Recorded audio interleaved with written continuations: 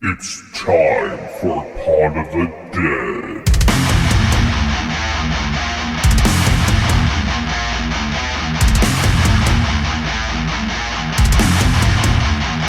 Join us! Damn it! That party. Party now. I'm the responsible Party mom. now. Party now. I command it. Have fun. Do the partying. All right. Let's do this. All right.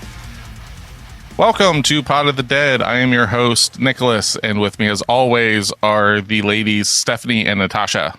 Hello. Hello. On today's episode, we are covering the 1988 horror classic, Child's Play.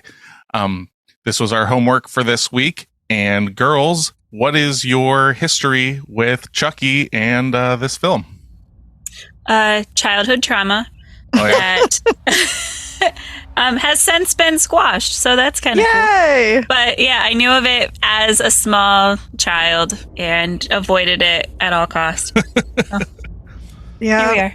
I have never seen the original, so this was a first for me. Like, I was kind of hesitating, like maybe I've seen it. I couldn't remember. And then when we watched it last night, I was like, yeah, I really haven't seen this movie. Like, I've seen Bride of Chucky and I've seen other bits and pieces of other movies, but other than him just being out in the world, like he's just a popular character, I had very little to go on. So in terms of like actual plot and all of that. So that was kind of cool. Like actually seeing a movie for the first time that is so like readily available everywhere and everybody knows about him. So that was neat. Yeah, and like it's kind of interesting. We'll get into it in spoiler territory and whatnot. But the plot of it is like the origin of Chucky is definitely, I imagine, a little more different than you girls thought it was going to be going into it. Well, I Because- kind of knew though. Like I kind of had an idea that Oh, did 'cause I you? think it's been spoiled. Yeah. I mean, Oh. it's just so it's out there. It's kind of like, like certain things you just know because it's just talked in the horror community, and that's what this was. Like so. that the grass is blue and the sky is green, like that Yeah, kind of stuff. that stuff. Yep, that's exactly it. I knew it. I fucking I knew know. it. Yeah. All right. So, like I said, this came out in 1988. Well, hold on. My history with it is I don't remember seeing the original one when I was young. I know I saw it like later on, like when I was in school and stuff, but I think it was the third one was the one that I saw when I was young, and it fucked me up. It came out like maybe 91, 92.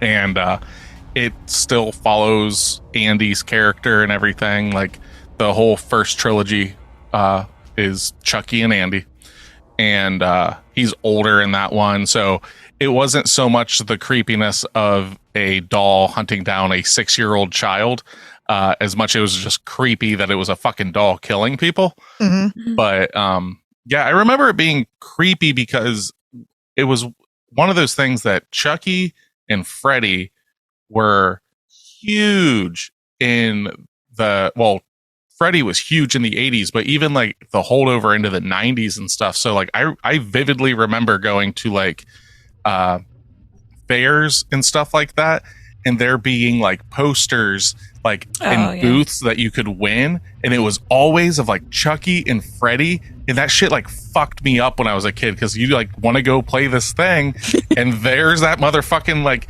doll with like hedge clippers, and I'm just like I don't want to do this anymore. But then like I remembered like, yeah, Bride of Chucky came out, fucking love that movie. Like I've got my original VHS of that. Wesley loves the Chucky films, and because of him, I think I've seen every single one of the 7 movies. I think it's the only franchise that has like more than 3 films that I've seen every one of them. Yeah. Trying to think.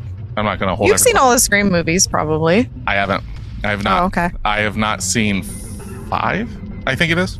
5 is the only one. That's Sydney's favorite, and I just haven't seen it. So it'll happen this year. I've seen quite a few of them. The third one I didn't care for. The fourth one I hated. So I just didn't bother until the 6th one came out, and Sydney was like, "We're going to go see it." So I was just like, "All right, we'll go see Scream 6," and it was all right. But yeah, but yeah. So this came out in 1988. A lot of people consider this like one of the greatest years of horror. But when it comes to slashers, if you're a slasher fan, it definitely is like up there, because in 1988 you got Fright. Now, mind you, okay, I just want to throw this out there before we really get into this. 1988. All right. Friday the 13th. First one came out in 1980. All right. 1988, Friday the 13th, Part 7, The New Blood comes out. God. Yeah, they So basically they came out every year. Or basically, almost, yeah. Wow. yeah. So the reason like Jason Voorhees and the fucking 80s are kind of like tied together is because you could not escape him in the film or out of the film. He was fucking everywhere. Nightmare on Elm Street Part 4, The Dream Master came out. Halloween 4, The Return of Michael Myers. Pumpkinhead, Killer Clowns from Outer Space, Hellraiser 2, and Night of the Demons. And that's just like kind of touching on some of it. There's a fuck ton, like the Blob remake, all this stuff came out that year. So like 88 was like in some people's eyes, like a golden year of horror. Okay. And then our buddy Chucky came out this year too. So like that franchise starts here.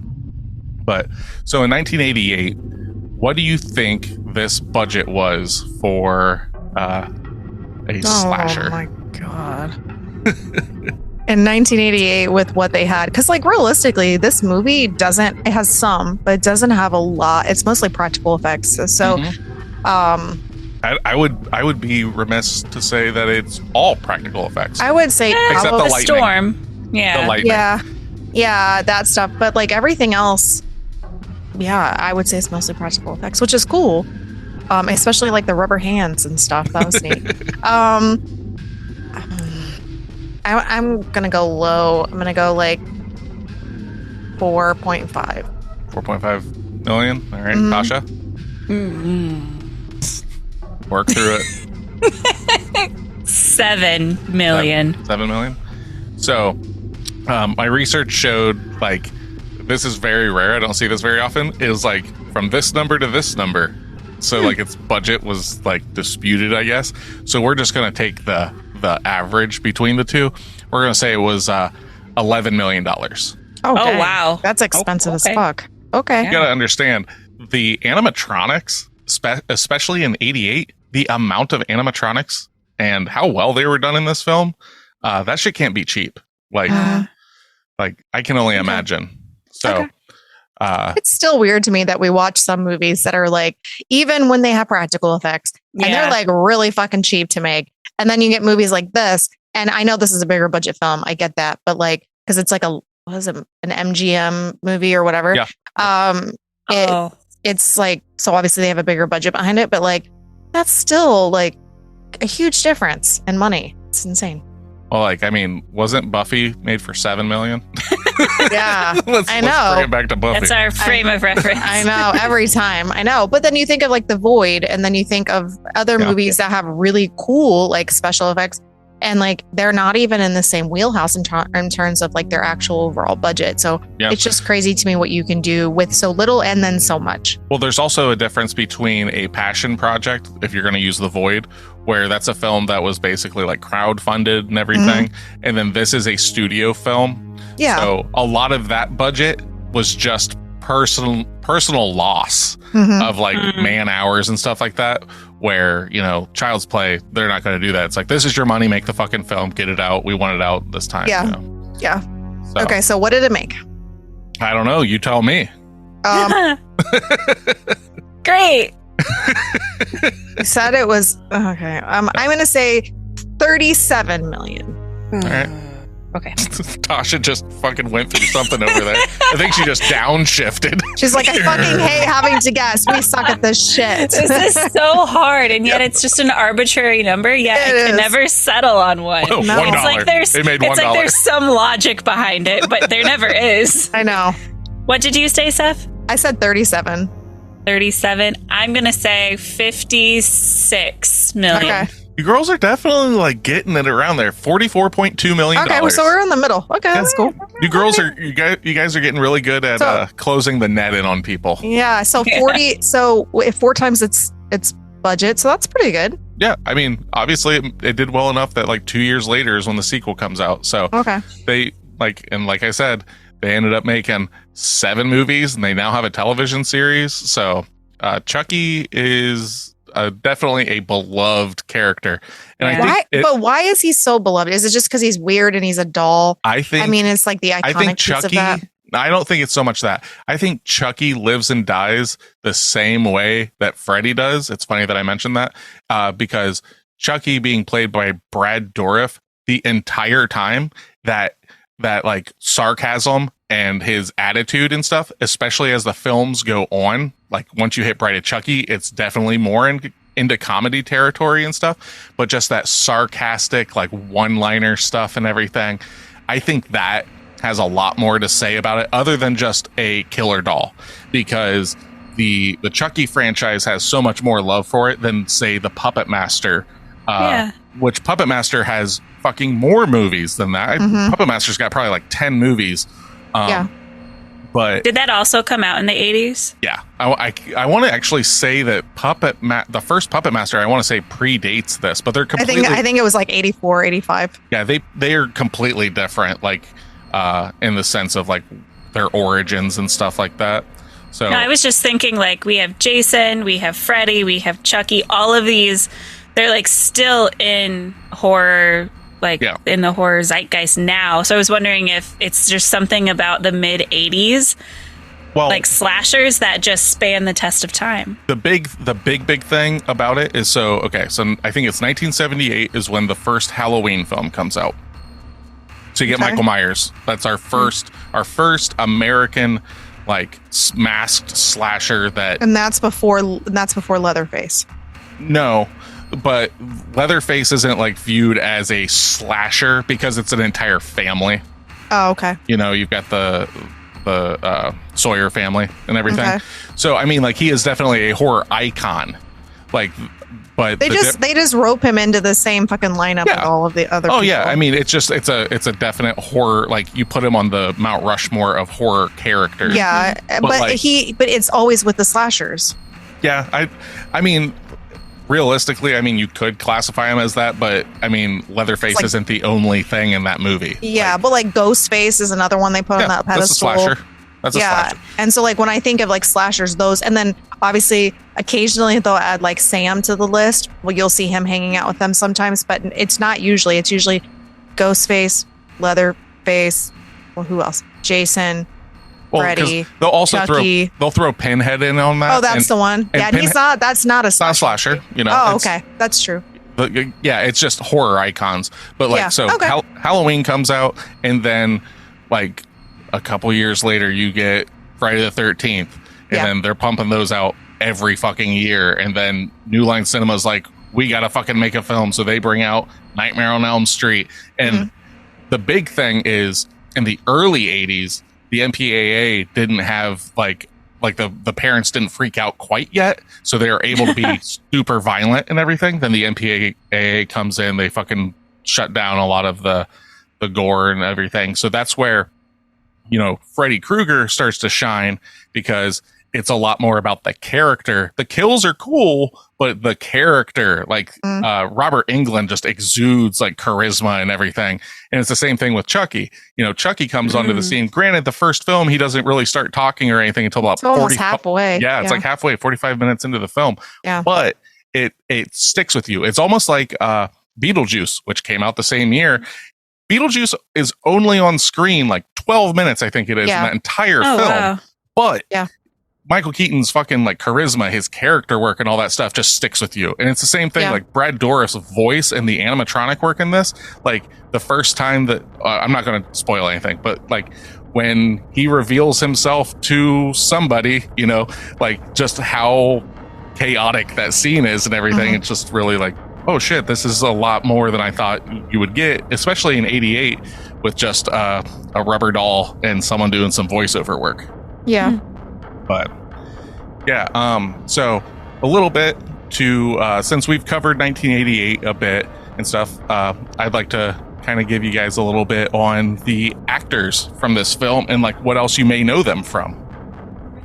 So Andy, the little boy in this film, is played by Alex Vincent, and he plays in the first two films, and then he ends up reprising his role in the sixth and seventh film. Okay. And he ends up playing himself in 9 episodes of the TV show. That's kind of like his basic claim to fame. Is he plays Andy. Plays in Chucky. Okay. Correct. Or in Child's Play. Whatever. Yeah. Well, they become Chucky later on. Like, even the TV show is just called Chucky. So yeah. If somebody wants to fucking cred check you on that, you can just punch them right in the Adam's apple, because you know it's going to be a guy that does it. It's like, name three songs, then you just fucking chop him right in the throat. Karen, the mother, she's played by Catherine Hicks. And she was in the movie Turbulence, and she was also the mother in Seventh Heaven for 11 years. Oh, all right. Then you got Chucky, played by Brad Dourif. He's been in every single Chucky film except for the remake. We do not talk about that film. Okay. He also plays Grima Wormtongue in The Lord of the Rings. Yep. He's Sheriff Lee Brackett in the Rob Zombie Halloween 1 and 2. He plays. Oh, okay. He plays Doc Cochran in Deadwood for 36 episodes. Oh, dang. Wow. The David Lynch Dune movie that was out in the I think it was like 84. He plays Piter, who is the Baron's mentat. Mm-hmm. He's also. Do you girls remember the movie Urban Legends? Yeah. Yeah. You remember the guy that runs up to the car and he's stuttering and she thinks it's a killer and he's like, "There's someone in your car." That's him. He's the gas station attendant in that. All right. Then you've got Mike, the cop, played by Chris Sarandon. I may be mispronouncing that, but he was in Guiding Light for 4 years. Of course he was. He kind of looks like somebody that would play in something like that. Okay. He plays Jerry Danbridge in Fright Night, so the main vampire in the original Fright Night. Okay. He's Prince Humperdinck in The Princess Bride. That's a name. And okay. Have you guys ever heard of a little movie called Nightmare Before Christmas? Mm-hmm. Yes. He's the voice of Jack Skellington. Holy shit!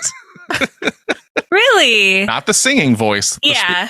Just the regular voice. Yeah, that's okay. awesome. That's really cool.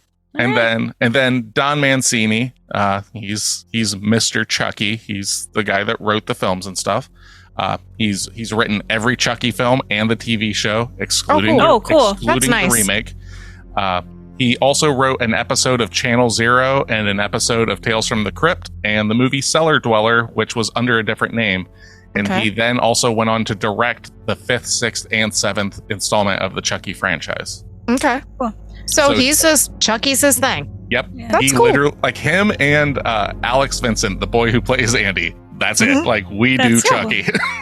Yeah. So I know we're not supposed to talk about the remake, but I'm going to talk about the remake. Go ahead. If he didn't write it, how did whoever wrote it get the rights to do so? MGM must own the rights or something to that extent. Okay. I don't know the Gotcha. logistics of it, but he probably got a writing credit because it's based on characters that he wrote, but he didn't write it. Okay. That's crazy. So let's see here. 1988. We kind of went over a little bit, but we'll give you a little bit of an overview of, what happened this year in movies. The big ones for that year were, you got Beetlejuice, Cocktail, Die Hard. Oh, yeah. We already went over all these because we did watch Killer Clowns. That's right. Yep. Okay. Crocodile Dundee 2. Top one was Who Framed Roger Rabbit. Was the I big answer. remember that. Yeah. That movie's really good. So that makes sense. Yep. So, unless you girls have anything else to talk about, I think we need to start getting into spoiler territory. I agree. Let's do it. All right. Let's talk about some Chucky. All right. Pod of the Dead is a movie club. So if this is your first episode, hello, welcome. We go over a movie every week. And after the spoiler territory, we go kind of deep diving, talking about the movie, like in an open forum discussion. If you have seen Child's Play, stick around. If you haven't, it is viewable on Tubi, and you can rent it, and it's probably in a lot of bargain bins at Walmart and stuff like that.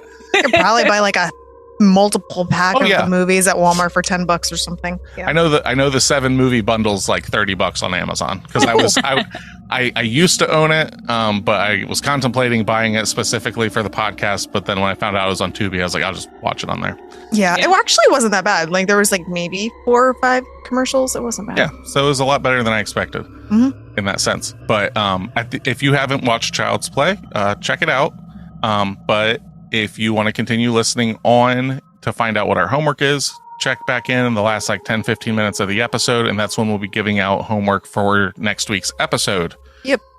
So without any further ado, let's unpackage some childhood trauma and talk about Child's Play. Yay. So if you want to be a part of our club, you can find us at facebook.com/podofthedead or else on Instagram at pod_of_the_dead or on TikTok at podofthedead. If you want to email us any questions, any complaints, or movie recommendations, you can email us at podofthedead666@gmail.com. All right. Okay. Spoiler warning. Let's hear that 10 out of 10 review for Child's Play. That Tasha is 100% going to agree with because she thinks this is now the greatest horror movie. Maybe. No. Whoa. Not the case. No, Okay. Not the greatest? So these are not my words. Just Okay. always remember that. Yes, we remember. Oh, hold on. This was a listener suggested movie. So Brian, frequent listener, I believe he's been with us since episode 1. This was a movie that he wanted us to cover because he said, I remember loving this movie when I was young, so much so that we had a worn out copy of the VHS that that's cute. he just watched into the ground. So he wanted us to do this. That's awesome. So thank you, Brian, for your suggestion. Yes. Yeah, thanks, Thank man. you. Okay. Okay. Holy crap. I really don't care what anyone says about this movie. I am a horror movie fanatic, and I first saw this film at the age of 7. Out of all the horror movies I've ever seen, Child's Play, the first one to me is the scariest movie I've ever seen. Mm-hmm. A creepy looking doll, a creepy voice, eerie music, because it's not even music. It's like chimes and a combination of creepy sounds, suspense, and of course, barely any comedy. Just Debatable. just pure horror. Out of all of the horror movies I've seen, the scariest movie would have to be the following: Child's Play, Pet Sematary, and so on. This person definitely has a thing with kids and horror. Mm-hmm. Yeah, The Exorcist. Yep. The Others. They are afraid of kids. Or afraid for kids. Yeah, that's true. Yeah. So if you want to be creeped out, go home, turn off the lights, put on the TV loud, and watch it by yourself. It's a scary movie. Well, at least it is to me. I'm not scared of movies now at the age of 25, but it is the only one that no matter how many times I watch it, it still creeps me out. So this one definitely digs up trauma on this person. Yeah. And he loves it though. That's the difference. It's like, oh, give me some more of that trauma. Good. So Tasha, for you, this helped you work through trauma. Mm-hmm. It did. Yeah. I was giggling through the majority of it and being like, why is this happening? There was a lot of that. So we're good. I love this film for those reasons. Like I don't look at this movie as scary. It was scary when I was a kid, but now now you can see the outlandishness of the film. Mm-hmm. So That's All true. right. Yeah, it's not made for 7-year-olds. It's made for people our age. Well, so I it's mean, nice to watch it now. as a horror film, like you should show this to Wyatt. Like realistically, like oh yeah, No. like No. yeah. He's like fuck you, bitch! I'm gonna kill you. The fireplace scene is the best scene in the whole movie. I love it. Like pre him burning when he's just Oh smashing yeah, up he's against just like, ah! like that's my Literally- favorite scene in the You movie. can literally tell almost that like he's attached to the fence. And there's Yeah, just and they're just stick on his shaking the back. shit out of it. Yeah, I fucking love that. That's the best scene. It's ridiculous. I was getting Reanimator vibes when she was getting attacked by him. Yeah, just Yeah. like Felt stuck like to straight her. Reanimator cat vibes. Yeah. All That's right, funny. so let's hear this heresy. Let's hear this 1 out of 10. 1 out of 10. Okay, let's see here. It is bad because I found it so hard to believe this thing was coming to life. Sorry, folks. As comedy, it's wonderful, even though Scary Movie was better. What does that have anything to do with Chucky? Well, Scary Movie is a parody of Scream. Yeah, well, of just horror films Horror in movies general. and yeah. So, like, to even be like, oh, well, it's, as a comedy film, it's okay, but okay, go on. Okay, yeah, I am. Sorry, there's a couple paragraphs here. But call me jaded. Nothing scares me anymore. After a few films, the genre was done for me way back when. The concept of having a doll come to life for evil purposes was used a few times by Rod Serling in the old Twilight Zone series. True. What does this movie contribute to the genre of really being afraid, folks? Have we run completely out of new ideas? The only thing that would frighten me is if cheesy movies like this were the only kinds of we could see now. That's horror. Okay. Sure. That's horror because that's all we could watch. Whatever. Okay. I wonder if one day they will ever get accomplished writers to contribute to horror flicks. That is, instead of nerdy, overgrown horror fan wannabes. Maybe there is hope, and a real plot will emerge from the hot air. And maybe, just maybe, we can get these villains to have some really interesting motives that are not whatever this word is. I think he had actually an interesting motive. Personally. He did. I agree. Go on. He says some word that I'm not even going to butcher in trying to pronounce. So we're just going to say he's interested in movies that are not shitty. I'm just going to say that's what he's trying to accomplish here. Maybe Spielberg will want Nick. Maybe Spielberg will make a really good one day. I can dream, away. Can't I?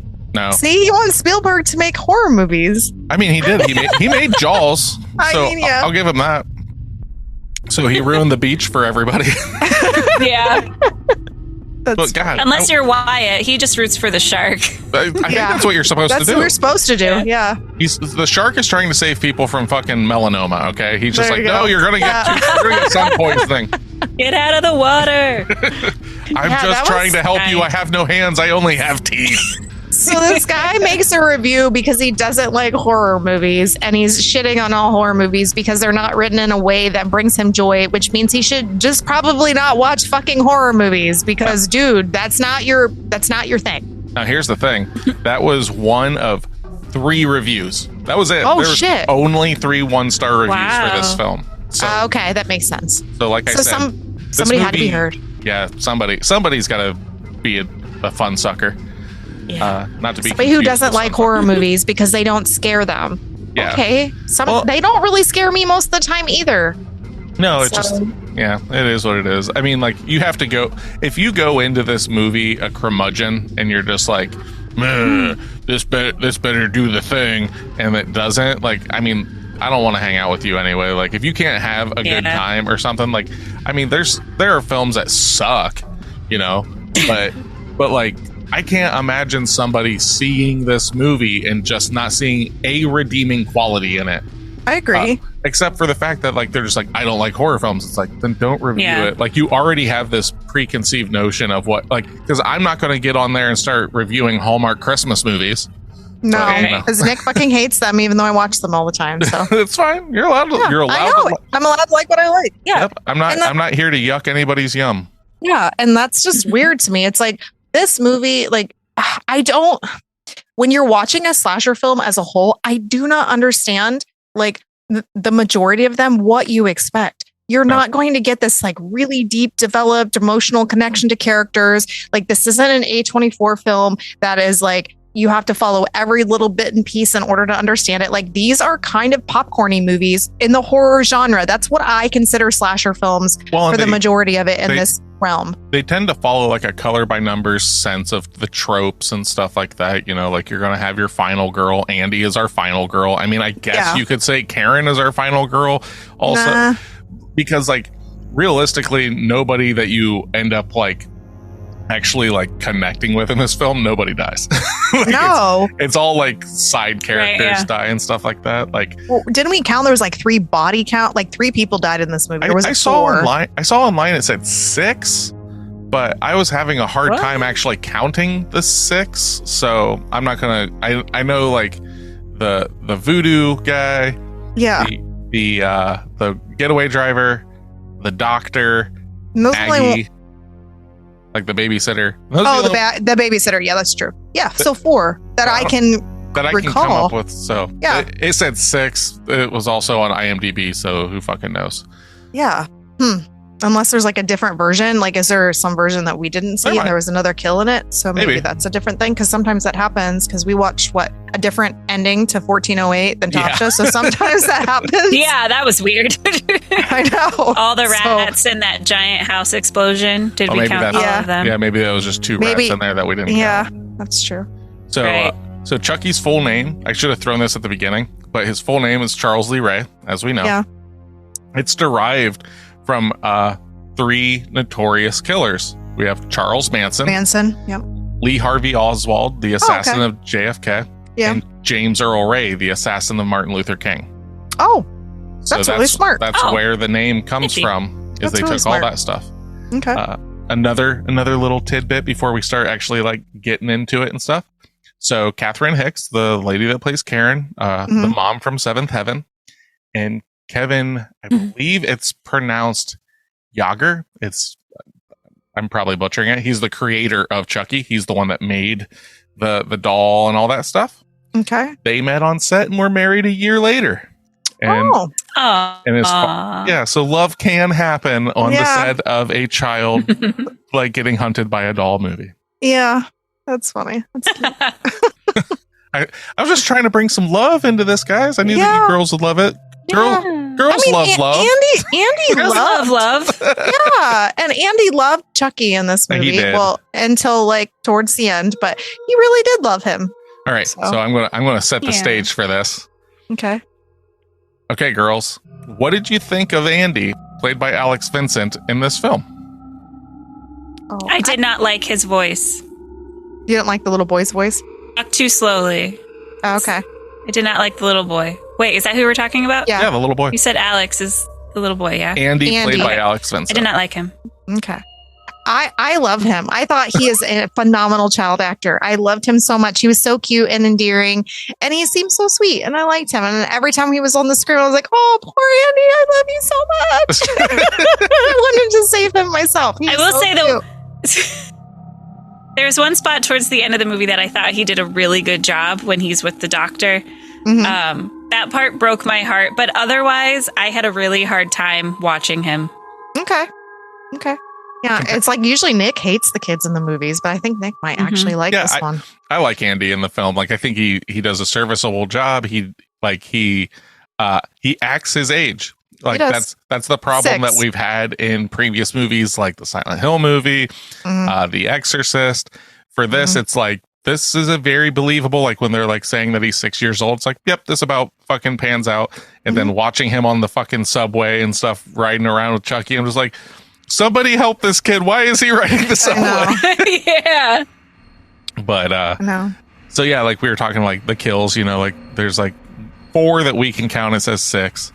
But like the one that like really sticks out to me is Maggie falling out the window and smashing into that car. I love that. So ridiculous. It is ridiculous. That's actually the worst one to me because that's so one of my cheesy. favorites. I love it because of when she hits that car, it fucking smashes. And I love how they did this. I looked it up and it said, according to director Tom Holland, the shot of Maggie falling to her death was achieved by having a stunt woman do the main shot, followed by a concrete-filled dummy. Oh, dang. Oh my God. When she hits the car, and then they had charges underneath the windows to shatter them. So it's literally just like fucking hundreds of pounds of concrete just right on top of it. That's awesome. It was so over the top. It was. Which I hope it was supposed to be that way and not like, this is what it would look like if someone falls out a window. Well, realistically, if you think about all the kills in this movie, they are all very over the top. Like, there's not one that's subtle. You know, like even like the house blowing up is fucking It's obscene. Yeah, that's true. The witch doctor guy getting all of his limbs shattered, and then Chucky stabbing the voodoo doll, and then what's the other one? The doctor getting his head thing electrocuted and stuff. Yeah. Yeah, they are pretty over the top kills. They're not just like your simple like slice your throat or stuff like that. So yeah, they are definitely different. Because like I wasn't even sure how he's gonna end up killing the doctor when we were watching it. Because I was like, okay, so he like stabs him. Is he just gonna bleed to death? And then he throws this fucking electroshock thing on him and fries his ass. And I was like, that's kind of creative in comparison to what I expected. So. The original idea for Maggie's death was that they were going to just have Chucky push like a radio into the bathtub. Oh. And, you know, like that kind of thing. They ended up scrapping that and doing what they did. But Don Mancini, right? Mancini, held on to that. And that's what they used to kill Tiffany in Bride of Chucky. Okay. Well, I thought it sounded familiar. Yeah, that's how she dies. And then he puts her into a female doll and all that stuff. And, we'll have to cover that one sometime. We're not going to go. Oh, God. I love that movie. That movie is so I actually fucking really funny. do want to watch it. Yeah, I really don't like watch any it. of them. There is a fucking doll sex scene in that movie, and she's like, "Do you have a rubber?" He's like, "Baby, I made a rubber." I know. It's so good. It's so cheesy, but it's great. Yeah. It's been. Yeah, it was. Yeah. I liked the movie. I mean, I didn't love it. It was okay. It is kind of slow in the beginning. I didn't expect that. Like, I guess I should have because it's the 80s. But like, you really don't. Like, I expected Chucky to be sharing with us like his character a lot sooner, and like he doesn't. Like, you are literally halfway through the movie before, because they're setting up this whole plot beforehand and like slowly working you into like getting introduced to him. And then after he's been introduced, it's still slow moving. Like, you'll get a little bit of him, and then it just keeps progressing. But the thing I noticed about this movie, like we've had with a couple other movies, like I think Infinity Pool kind of did this for me, where it was like, it just made you, or High Tension, it's like the sound in it just makes you feel like uncomfortable the whole time. And like, you're just waiting for the next thing to happen, but not in like, I'm going to jump scare, but like just, it just feels eerie. And like, that's what I felt when I was watching the movie. Cause like I said, I haven't seen it. So it was like, this is interesting, but yeah, it was slower than I would have liked, but I feel that way about most 80s horror movies. I think they did a really good job of like building tension, because like it is very uncomfortable. Anytime that you see Andy like off on his own and stuff, you're like, oh God, what the fuck's, because I think Steph even asked like early on, it's like,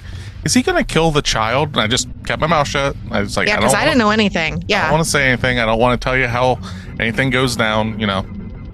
But yeah, like the film definitely is slower. I think that it's one of those weird things. Like, obviously you want people to come to the theater, so you got to show your killer and stuff. So like Chucky's on the poster with the big fucking knife and all that jazz. So you know that. But if there was some way, I think there's one that I think there's a poster of it where it's just like the apartment complex with like the lightning and everything behind it. If that was the actual theatrical poster, I think that works really well with the movie, because there's so much at the very beginning that you are thinking like, fuck, is it Andy? Granted, we go into it now knowing it's Chucky and everything. Yeah. But they definitely set up that thing of like, is this just a fucking crazy kid that's killing people and everything? Like, you don't know. They definitely set up that swerve, as it were.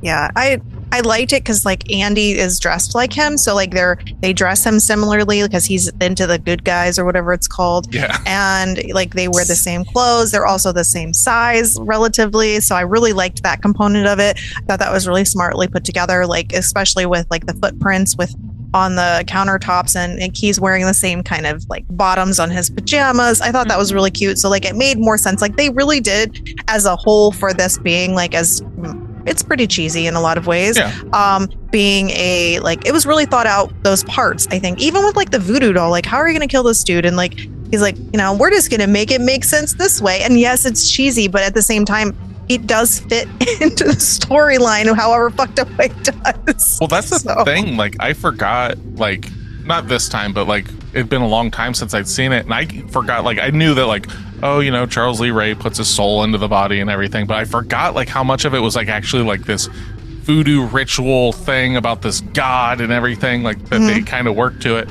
And, like, that's what he's doing. The longer he's in this body, the more he's becoming human, because he got shot. That fucking hurt. Like, he's pissed about it. Yeah. And I love that. Like, that's what makes me really like this film, is like when he's being Brad Dourif as Chucky, where he's just like, hey, look at me, like all this kind of stuff, because he's not acting like a doll. It's like a person trapped in a doll. He's a serial killer trapped in a doll that's enacting revenge, and then just being a fucking asshole. Yeah. And like I love, and I don't know why I like it, and maybe because I really like puppeteering and animatronics, but because that stuff just really hits for me. But like watching this and like the way his face moves and stuff when he's talking, I just love that, and I don't know why. I don't even care about the plot. I was just like, let him talk to me. He's fucking ridiculous. And like, I love when they show the hands, because they do that a lot in this, where they're showing him like grabbing a door, grabbing a knife, opening this, doing certain things. It's just his little rubber fucking fingers.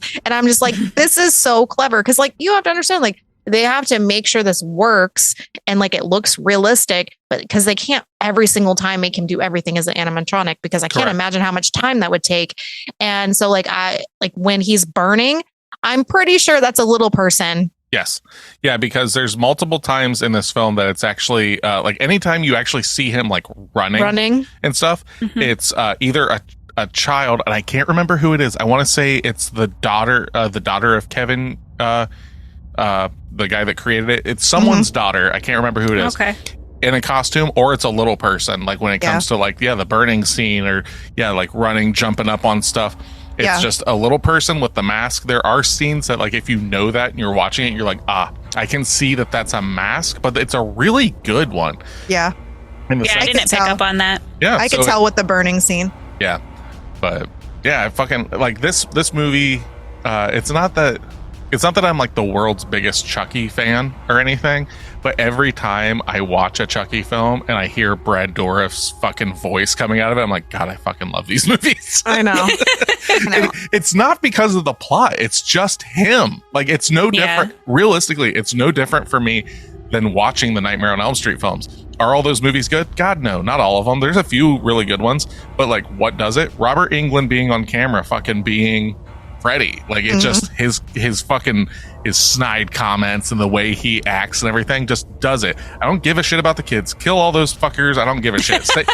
Same with like Chucky, you know, like fucking kill Andy, move on, kill somebody else. I like Andy. Leave Andy alone. Kill Buster Rhymes, or who, I think it was Redman. Redman, I think, was in Bride of Chucky. Like, kill him, fucking all these guys. Like, just kill them all. I don't fucking care. Just give me him running amok. I'm good on that. Like, yeah. But yeah, it's just funny to watch. It's a high level of ridiculousness because he's like a doll. But I like I said, it's something about his face. I just find it so comical and fucking ridiculous. It's just and it's not scary in any capacity. It's just ridiculous. And I'm just here for that it. Face. Oh, it hits me right in the heart. Not in that way. That fucking crazy ass red hair. Those fucking bibs. Oh, bibs. That really does it for me. Bibs and tentacles. Yeah, that's there's bibs and tentacles. There's a name for your new books. Yeah. Bibs and tentacles. Yeah, I'm sure there's one out there already like that. So who knows? And if there isn't, you could be the first one to do it. Yeah, that would be nice. But okay, yeah. I mean, there isn't a whole lot to say about this movie besides it's Chucky. So yeah, the animatronics are fucking great. They are. It's entertaining. Like high. I don't want to get into review territory with what I was about to say. So, I'm trying to think of anything else really. There's a reason that it has its following and its fans. Like, you can go. I don't know anybody adult wise that loves these films because they're scary. Yeah, they're not scary. I think most people love them for the reason like that I like them. Like Brad Dourif as Chucky, and then later on, her name's escaping me, but the lady that plays Tiffany, they're fucking great. Like their chemistry and all that stuff just works really well. The outlandishness, the more it goes in, the more they lean into it. So just good all around. Yeah. But you girls want to get into review territory? Yep. All right. Sure. Go for it, Tasha, since we know you watched this today. I did. I watched it just a couple hours ago. Yes. I stayed awake for the whole thing. Oh, wow. Okay. That's good. Because it's amazing. Give me praise for that. Yeah, that's awesome. Give me praise. That's better than Silent Hill, so that's good. Right. Right. Very quickly shut it off. Yeah. I don't know. This movie, it didn't, I don't have any desire to watch any more of them. Okay. I had, I'm glad that I rewatched it as an adult. There were just, and I don't know. I think it might be because I don't have that like familiarity from childhood like Nick does. I haven't watched all of them. I've seen The Bride of Chucky. It's just not my style of movie. I get you. Really at all. And there were so many points where I kind of felt like you, Steph, where I just kept going, why is this happening this way? Or like, this doesn't make any sense. Like, so I like the detective was terrible because one part that sticks out. He was a terrible. No, the acting was good. Yes. But he was terrible as a detective. Because one part, hold up.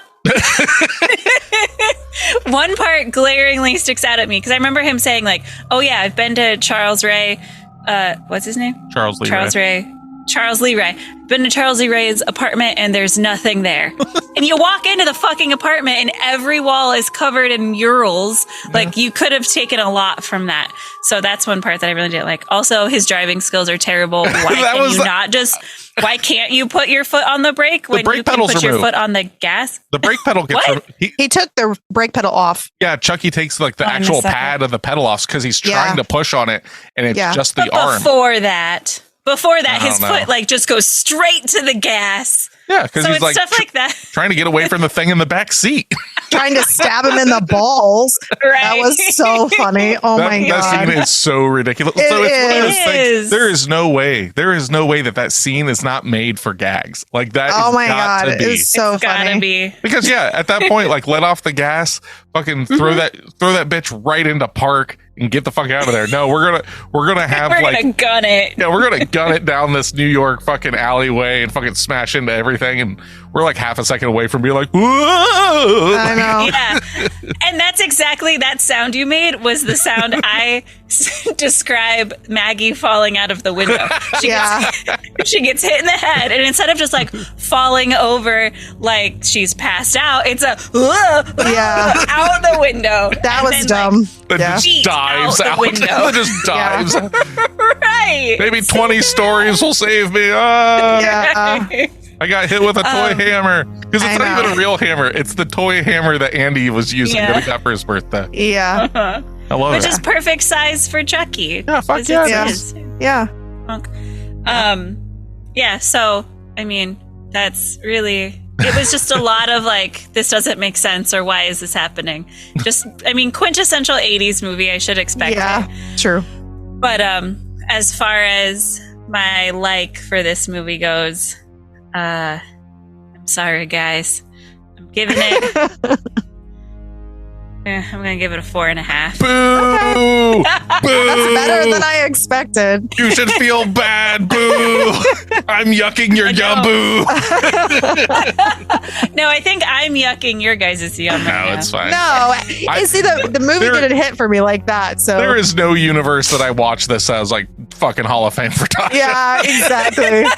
Yeah, there is not a fucking world that exists. No, it just doesn't. No, it's just watching it, and just for me, it was just like, what else is fucking crazy gonna happen next? And like I said, the pinnacle of it for me was like we get to the end, and then fucking Chucky is like stuck behind this grate by the fireplace, and he's just beating the shit out of it, trying to get out, and I'm just laughing hysterically. Like the whole movie was just like, even him like standing on the countertop talking to the voodoo man or whatever when he gets into his apartment, that was just hilarious to me, and I was just like, his face when it moves is just so comical, and I love it, and in its own fucking cheesy ass stupid way, because everything is way over the top, and I just really liked that about it. But I agree, it's not like this isn't like a great movie.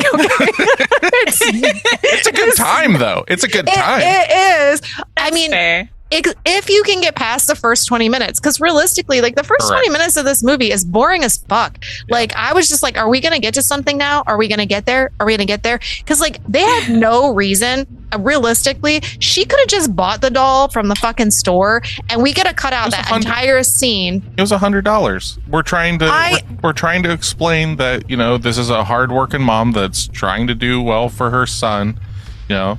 But what's the purpose? And she couldn't have bought it from the store because the grifter got it from like the pile of trash after the thing exploded. But he could have hidden in something else, or it could have randomly showed up. Like, it was just weird to me that like she had a box shaped as it, but it only had pants in it. Like, yeah, I didn't like that. That was cheap. That was rude. It almost felt like, you know, he was excited for something that he wasn't getting, you know, stuff like that. Like, I felt like that was unnecessary. I know it was for the viewership of like us anticipating what it is, but I just didn't like that. But yeah, I'm just gonna say that I liked the movie more than I thought.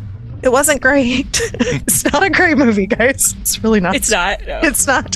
But it's entertaining enough for me. For it being like an hour and a half, I think it could have been an hour and 10 minutes and it would have been fine. Like, realistically, because it was just, you got enough of him. Or like, cut out some of the beginning and give us like another character to kill off and stuff. Give us some more Chucky. You know, like realistically, like if we're gonna do that, like because it's, like I said, 45 minutes, I think, until he starts being Chucky. Yeah. You cut that down to 20 minutes.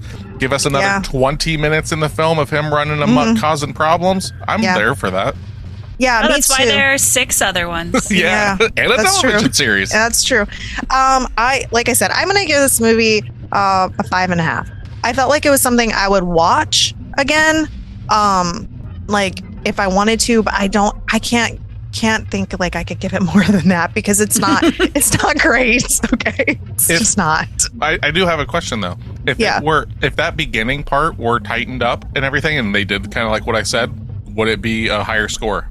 Maybe. Is it that beginning part just like it's kind of because it lulls a lot. And like it's kind of, your argument is the same argument as mine when it comes to monster movies. It's like, we're not here to fall in love with the humans. We're here for the fucking monsters. Show me the fucking monsters. And so like the same thing here is to be said about Chucky. I want to see his reaction and his interactions with people. I don't care about, I mean, as much as we're supposed to be building this relationship with his mom, I only cared about the Andy parts. I did not care about the mom parts. So that being said, I think you'll like the sequels more then, because we've already got that.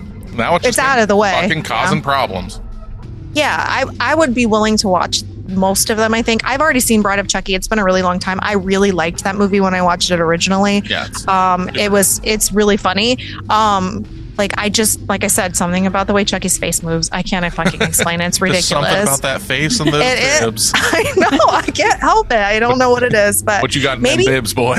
Well, what's weird is maybe because remember the guy that was just like talking about like how he likes kids in horror movies. Maybe like Sam is my favorite horror character, and I'm wondering if there's something about like the innocence, portrayed innocence but not innocent concept of it that is like more endearing. I don't know. You like them cute, short, and murderous. That's what you like. I mean, but you like a little man with a knife. That's what it comes down to. Probably. I mean, it kind of does. Like it does. I know. I don't know. What's your stance on the Leprechaun films? I haven't seen them. Oh, but they're not cute. They're not cute though. He's not cute. Oh, no, but like that's why I want to see the Leprechaun in the Hood. Well, that's why I want to see the Critters films, because I'm like, Critters are so fucking good. Yeah, they're cute, and like I have a thing for little cute things. Like I like the little worm in the labyrinth, and like I love little like that stuff's my jam. And so like that's why Sam works for me really well in like Trick or Treat, because he's not really like acts like a murderish kind of character. I mean, he does kill people, don't get me wrong, but like he's just being Sam. Yeah. So he's Samhain. He's the fucking defender of Halloween. Yeah, so like he's not out there intentionally brutalizing and killing people. And technically Chucky really isn't in this movie either. He's just enacting his revenge. Yeah. I mean, and then prior to him becoming a doll, he was a strangling serial killer. I mean, that's true. But guess. But like he's trying to get back at those people, and like I liked the car scene in that too. I thought that was fucking hilarious. I did not like, obviously it's not even feasible. You can't shove a knife through the bottom of a fucking car seat like that. Like maybe that. In 1988 you can. Maybe, but like through all the springs and stuff, it's not feasible, but like it's still funny. So So you said you gave it a 5.5? I'm gonna give it a 5.5. I would probably give it a 6 if it didn't have 20 minutes of just crap. That's fair. So, yeah. I'm gonna make mine kind of short and sweet because I've kind of talked about it. I love the animatronics in this fucking movie. It's good. All the kills are so over the top. They make me laugh. Like, I don't think there's a single one that doesn't make me like chuckle for either how outlandish it is or usually how outlandish it is. fucking Brad Dourif. God damn it. Like, I forgot how, like, this is the first time I've watched a Chucky film in a while. Like, I haven't watched any of them. Like, it was probably right around when you and I got together, Steph, when we were watching the Chucky TV show. The Chucky TV series. That was the last time I think I'd watched anything of him. Yeah. It was like that little bit of time there. So it had been a long time. So, like, to get Brad Dourif being fucking just an asshole, like, I'm gonna fucking kill you, bitch! Ah! Like all that.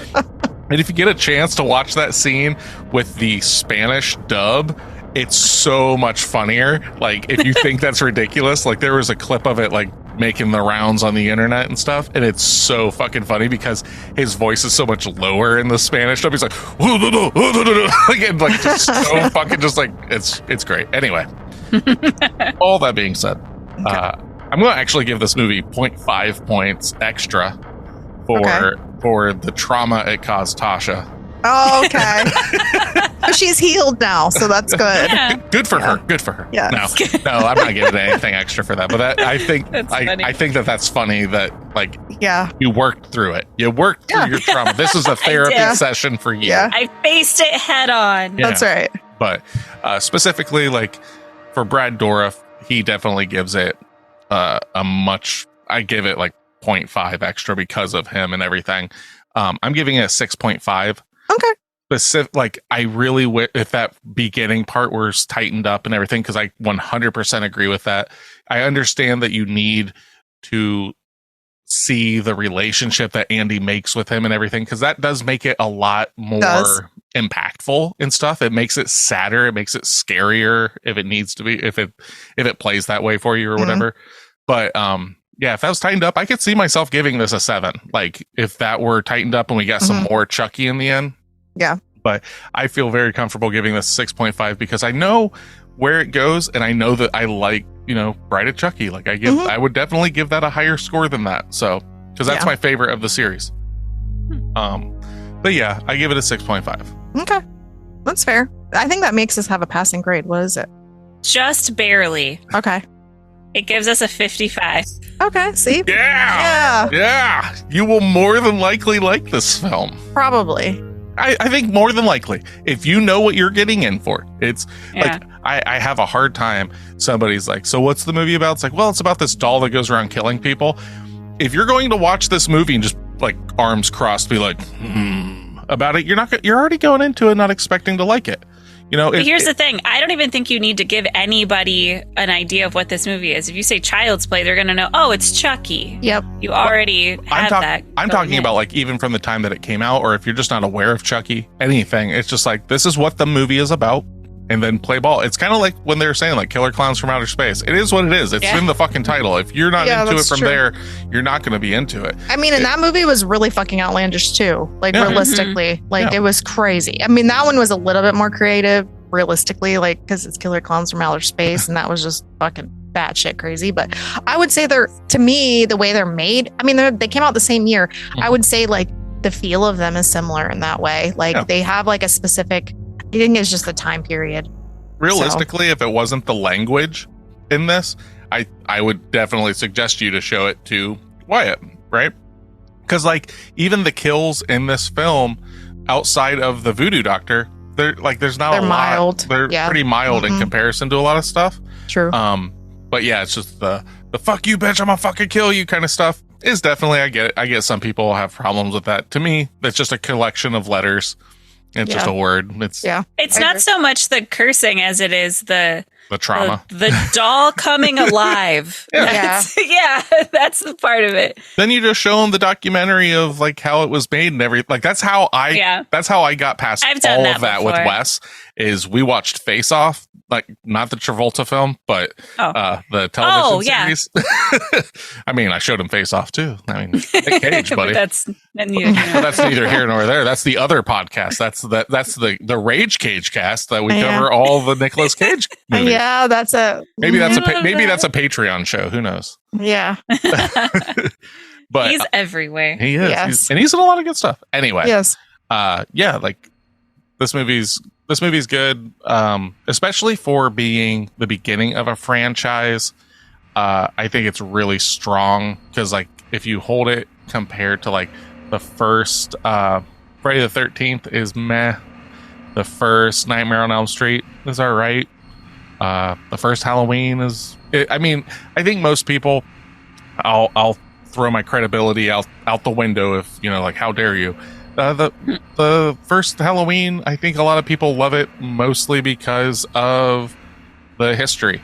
Like if it weren't John Carpenter and stuff, I don't think it would be as loved and stuff. I mean, the remakes and stuff like that, like a lot of people like all that stuff, but like I don't think it's the strongest outing. Like the sequel, I think is better. But it's about the time period that they were released in. I think that has more to do with it. So but all that being said, Child's Play comes out. It's definitely it is what it is. Like it's a good first outing. I think where Freddy, the more the films go on, the better they get and stuff like that. Child's Play, it's peaks and valleys. Yeah, but I think it's a solid start. So. Brian, thank you for the suggestion. You helped Tasha work through some trauma. Yes. I think she's eternally grateful for that. She's no longer going to have to run in terror every time she walks into a Spirit Halloween and sees a small red-haired mannequin. Child. Yeah. All right, it's homework time. Well, before homework, is there anything that you girls want to champion?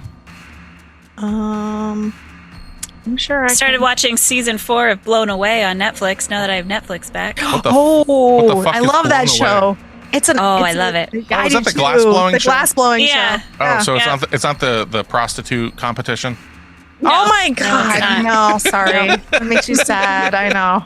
No. Okay, go on. Yeah, so they do different competitions every week, and it's one of my favorite competition reality shows. So started that up. Blown Away. Okay. What you got, Steph? Well, I guess 2 things. I watched. This is old, so this is just new to me because I haven't seen it yet, or hadn't seen it yet. Was what was that movie we watched, honey? What? Must have been really good. It was. What the fuck did we watch? The Bruce Willis movie we watched. You watched a Bruce Willis film? I know. Death Becomes Her. Death Becomes Her. That's it. Oh, that is a good movie. Yeah, we watched Death Becomes Her. I'm a huge Goldie Hawn fan, and I had never seen it. And I like Meryl Streep, but I did not I knew kind of what it was going in. And I think, was it Noelle that watched it with us? Mm-hmm. But yeah, we watched it this week, and I really liked it. It's cheesy too. It's very campy. Super campy. Yeah, but I like that kind of stuff. So it worked really well. It worked well for me. And I thought Goldie Hawn is just top tier. I just love her so much. So that was so good. I really liked the movie a lot. And I don't think I've ever seen Bruce Willis playing a character like that ever. So that was good.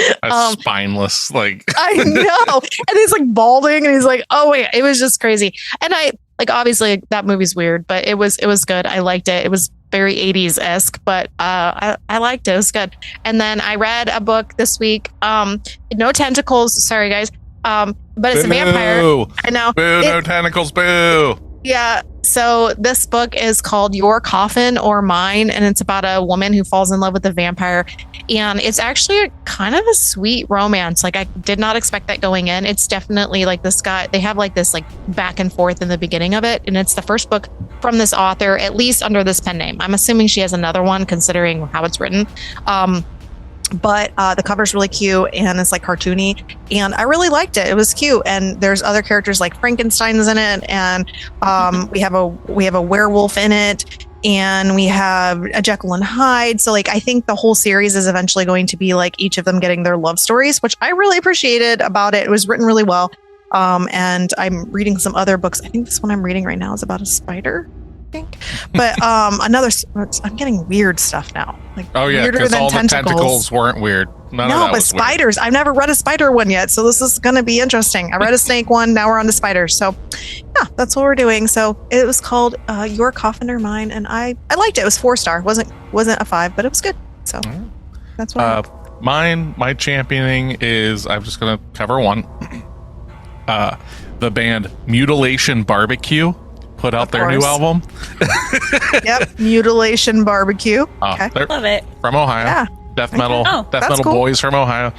Their new album, Amalgamations of Gore, came out. That's a name too. Okay. Fuck yeah! And they've with song titles such as "Hive Mind Homicide," "Abortion Ambulance," and "Carcass Compost," "Trampled Under 18 Wheels." Yeah, it's fucking great. What the fuck? Not my jam. No. That's cool. But if you like the feel of like our intro and outro and stuff like that, and you're like that kind of, you're like, that's pretty dope. Check them out. They're fucking great. The new album, literally, as of recording, came out yesterday. So it is brand fucking new. I've been waiting for it to come out, and their guitarist posted about it, and I was like, sweet, I'm all good on that. So I was jamming. Congratulations to who? What's their name again? Mutilation Barbecue. Mutilation Barbecue, Ohio's death metal scene. Fuck yeah.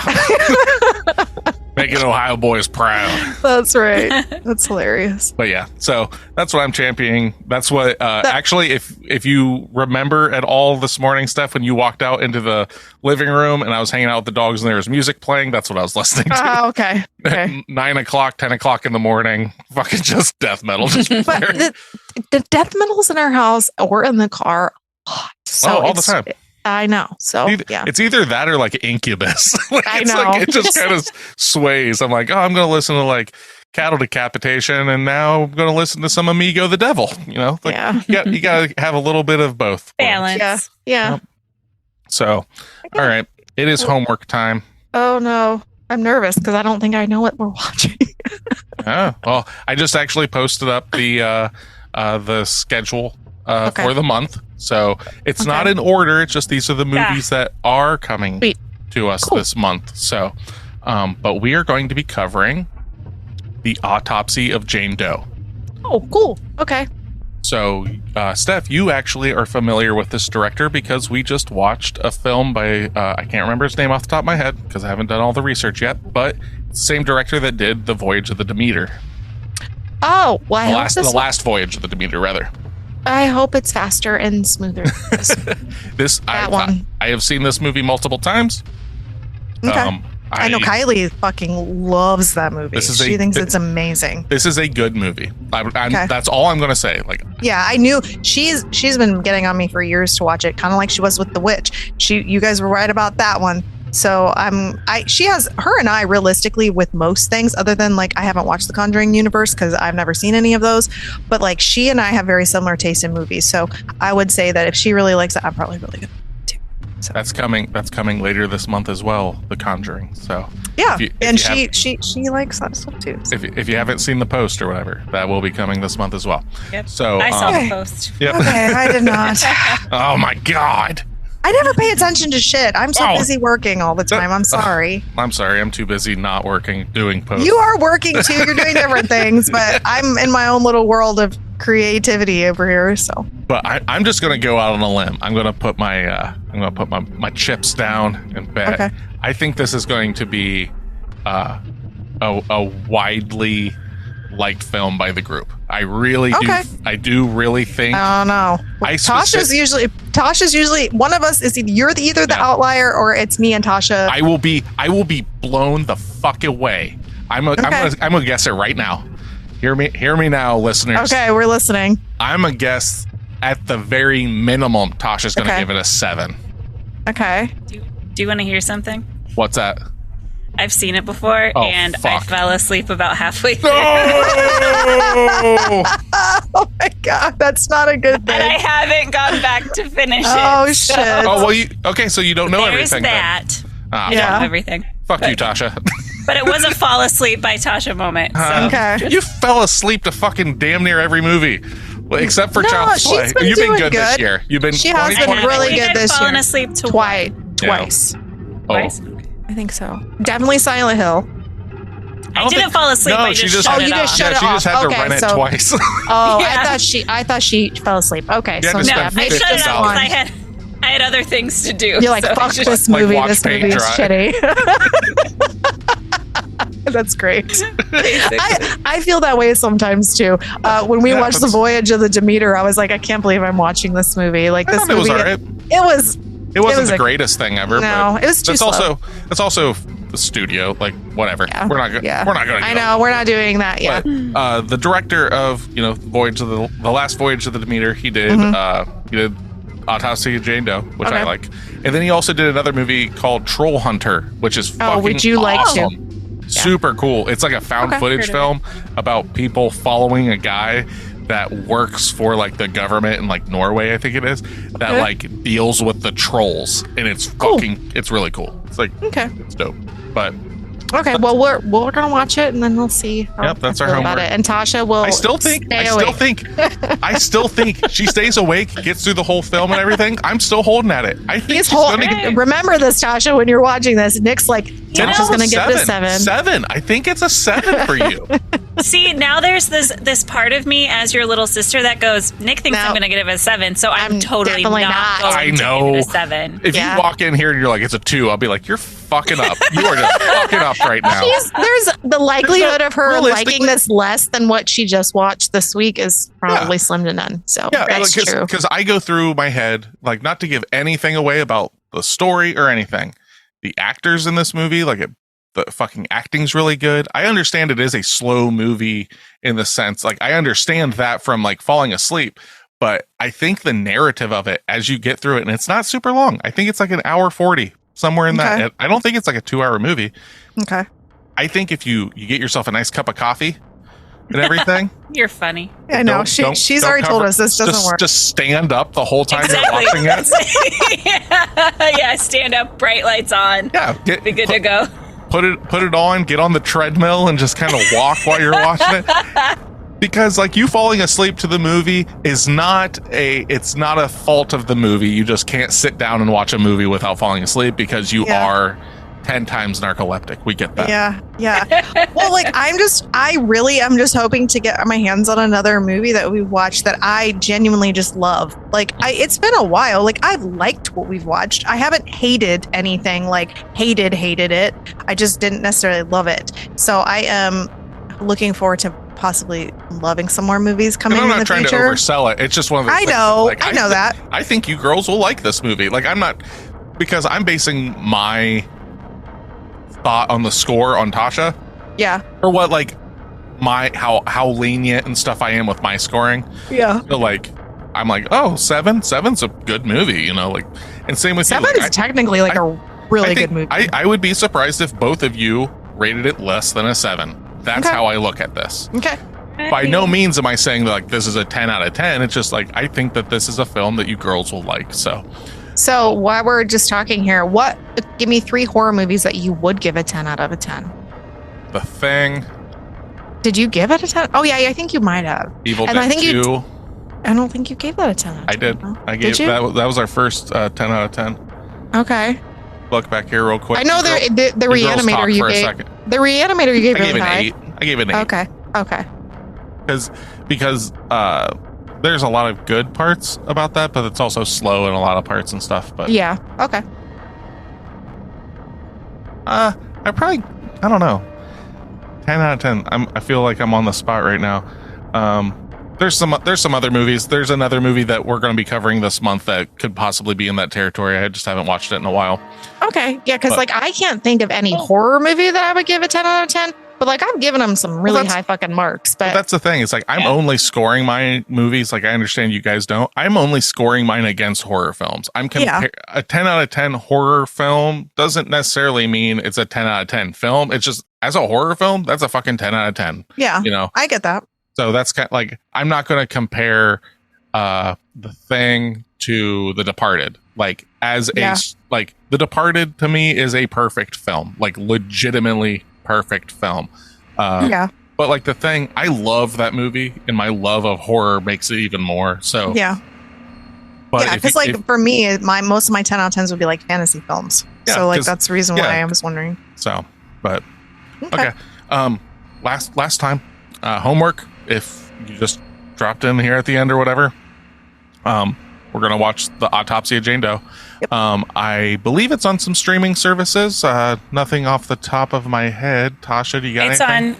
It's on Hulu, Tubi, Netflix, and AMC Plus. Cool. Oh, so we got all that stuff. Yep, we've got it on Blu-ray, so we're hopefully going to check out some special features on it and everything. Get to learn some little things. I think, was it Emil Hirsch is in it? And Brian Cox, I think, is the other guy. Okay. So, yeah, I'm excited for Okay. next week. So Okay. for Pod of the Dead, I am Nicholas. I'm Stephanie. And I'm Tasha. Come back and listen to us, or else.